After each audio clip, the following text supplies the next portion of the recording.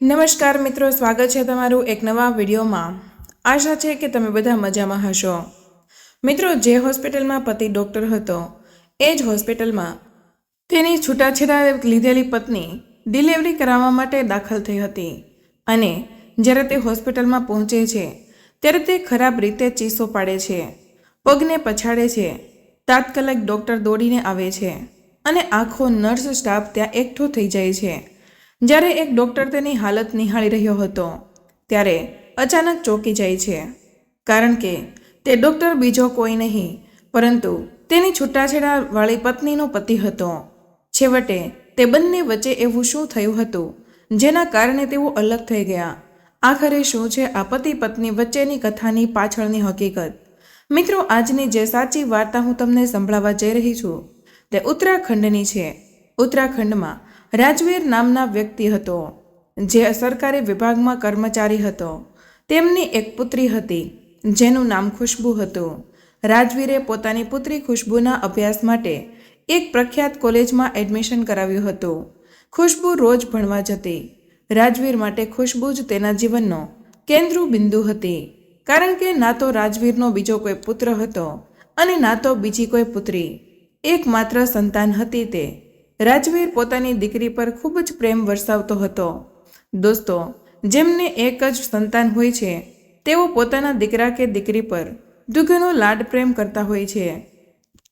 જો કે મિત્રો, જ્યારે એકલું સંતાન હોય છે ત્યારે માતા પિતા તેમના બાળકોને પ્રચંડ પ્રેમ કરે છે, પરંતુ ક્યારેક એ જ પ્રેમ એટલો બધો અંધ બની જતો હોય છે કે બાળક ખોટા પગલાં ભરે છે તો પણ માતા પિતા તેને વધારે ઠપકો નથી આપતા।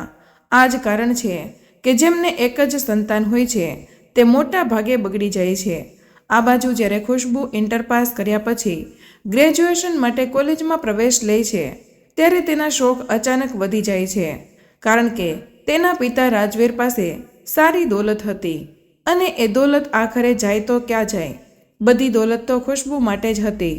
ખુશ્બુને મહેંગી ગાડીઓમાં ફરવાનો શોખ હતો, મિત્રો સાથે મજામાં જીવી લેવું ગમતું હતું। મોટા મોટા મોંઘા રેસ્ટોરન્ટ અને હોટલોમાં જમવાનું, મોંઘો મોબાઈલ વાપરવાનો શોખ અને તે જીવનને સંપૂર્ણપણે મોડર્ન રીતે જીવવા માંગતી હતી। રાજવીર પોતાની દીકરીને ક્યારેય કશું નહોતો કહેતો અને જ્યારે ખુશ્બુ ગ્રેજ્યુએશન પૂર્ણ કરે છે ત્યારે એક દિવસ રાજવીરના મનમાં વિચાર આવે છે, હવે મારી દીકરી મોટી થઈ ગઈ છે તો મારે તેના લગ્ન કરી દેવા જોઈએ। એમ વિચારીને રાજવીર ખુશ્બુને બોલાવે છે અને કહે છે કે બેટા, હવે તું મોટી થઈ ગઈ છે એટલે અમે તારા લગ્ન કરવા માંગીએ છીએ। તો ખુશ્બુ તરત જ કહે છે, ના પપ્પા, અત્યારે હું લગ્ન કરવા માંગતી નથી। હું આગળ ભણવા માંગુ છું અને કંઈક ખાસ બનવા માંગુ છું। રાજવીર હસીને કહે છે, દીકરી, કે હું તારા ભણતરની વિરુદ્ધ નથી, તું ભણવાનું ચાલુ રાખજે, પરંતુ જે છોકરા સાથે અમે તારા લગ્ન કરીશું તેને હું પહેલેથી જ કહી દઈશ કે તું ભણવાનું ચાલુ રાખશે અને તે તને આગળ ભણવાનું પૂરું કરાવશે। ખુશ્બુએ માતા પિતાની વાત સાંભળી અને થોડા વિચારો પછી લગ્ન માટે સંમતિ આપી દીધી। પછી રાજવીર પોતાની પુત્રી માટે યોગ્ય છોકરાની શોધમાં લાગ્યા। આ દરમિયાન તેમના પાડોશમાં એક કુલદીપ નામનો વ્યક્તિ રહેતો હતો। રાજવીર ત્યાં જાય છે અને વિજય નામના છોકરા માટે ખુશ્બુનો સંબંધ નક્કી કરે છે। વિજયના પિતા પ્રેમસિંહ હતા જે ખેતીનું કામ કરતા હતા। તેઓ સરકારી કર્મચારી કે કોઈ અધિકારી ન હતા, પરંતુ એક સામાન્ય મિડલ ક્લાસ જીવન જીવી રહ્યા હતા।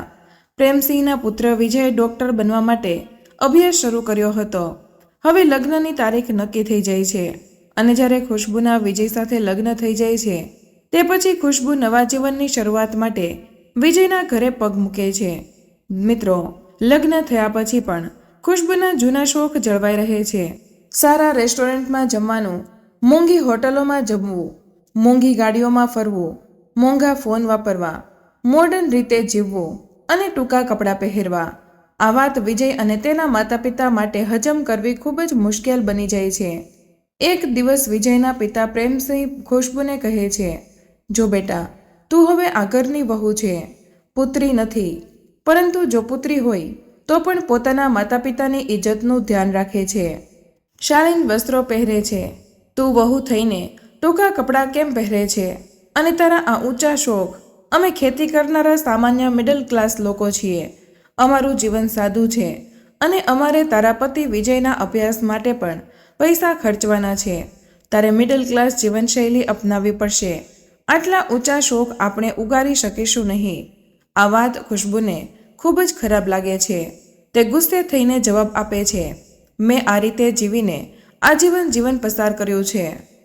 મને જો તમારે આ ઘરમાં રાખવી હોય તો મારી દરેક ઈચ્છા પૂરી કરવી પડશે. મારા દરેક શોખ પૂરા કરવા પડશે. મારે એ જ જીવનશૈલી ગમશે જે હું પહેલેથી જીવીને રહી છું. આ સ્થિતિમાં પ્રેમસિંહ પરેશાન થઈ જાય છે. તેઓ વિચારે છે કે આ છોકરીના આટલા ઊંચા શોખ અને જીદનું શું કરવું. અંતે તેઓ પોતાના સંબંધી એટલે કે રાજવીર સાથે વાત કરે છે.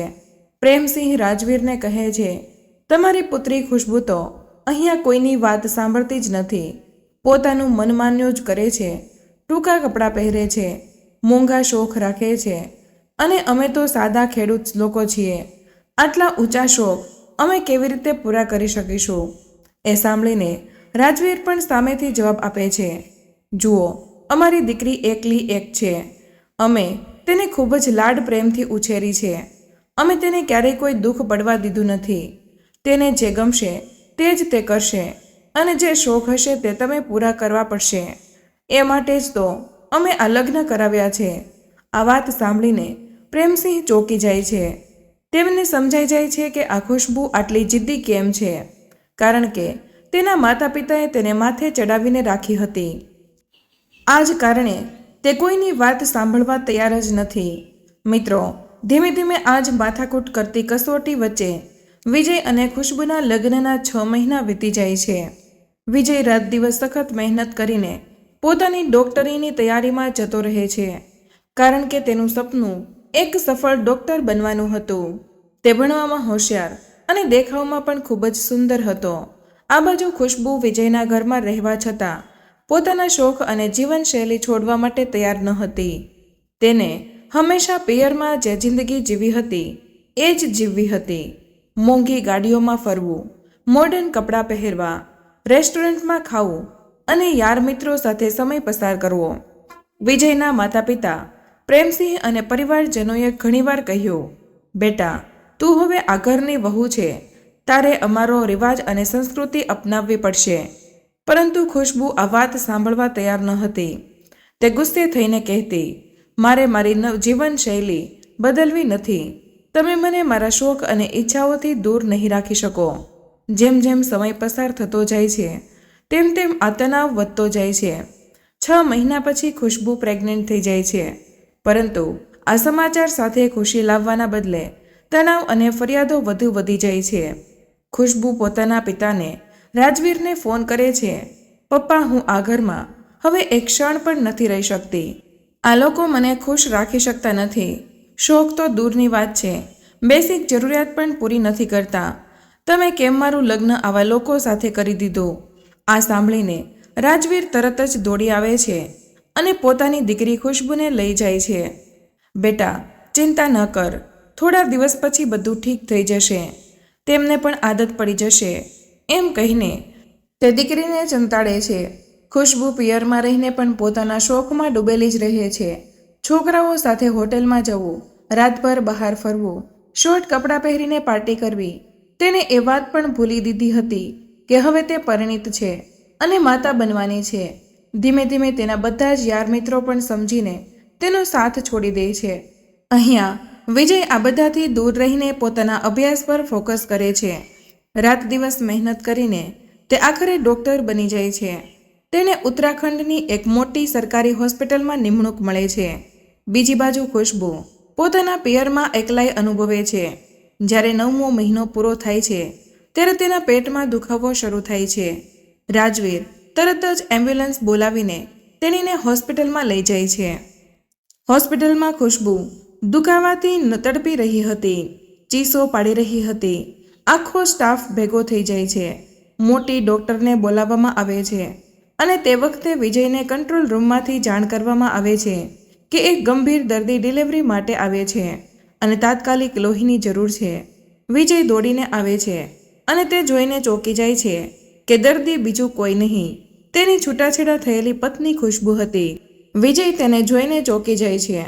ખુશ્બુ તડપતી રહે છે. ત્યાં મહિલા ડૉક્ટર કહે છે કે ડૉક્ટર સાહેબ, આ મહિલાને લોહી આપવામાં આવશે નહીં તો માતા અને બાળક બંનેને જોખમ છે.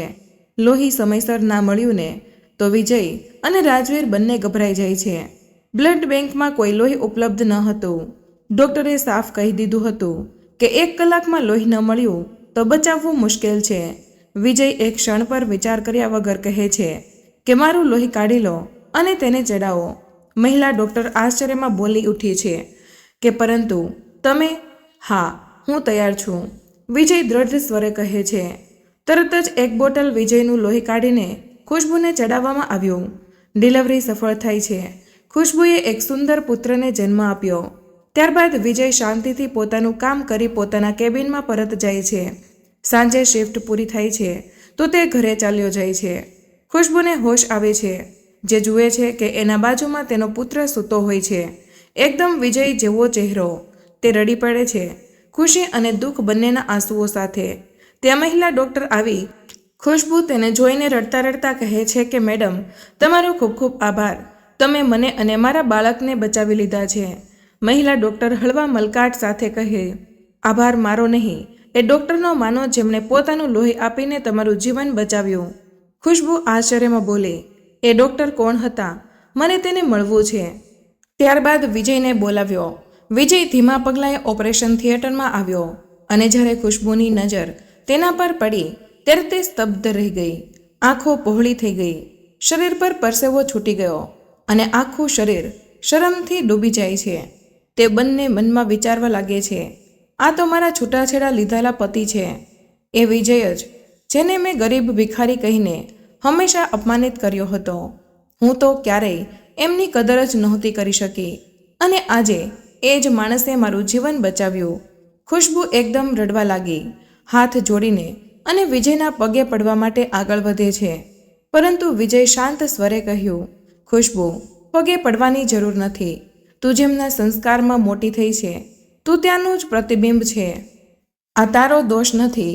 માતા પિતાના સંસ્કાર જ વ્યક્તિને ઘડી આપે છે. આ માતા પિતાએ જ જે તને શીખવ્યું એ જ તું જીવનભર કરતી આવી છે. તેમાં તારો કોઈ વાંક નથી. ખુશ્બુ હવે ધબકતા દિલે રડતી હતી અને કહેતી હતી કે વિજય, મને માફ કરી દો. હું આજે એકલી છું. મારો પુત્ર પણ છે. હવે હું ક્યાં જઈશ? તમે મને ફરીથી સ્વીકારી લેશો?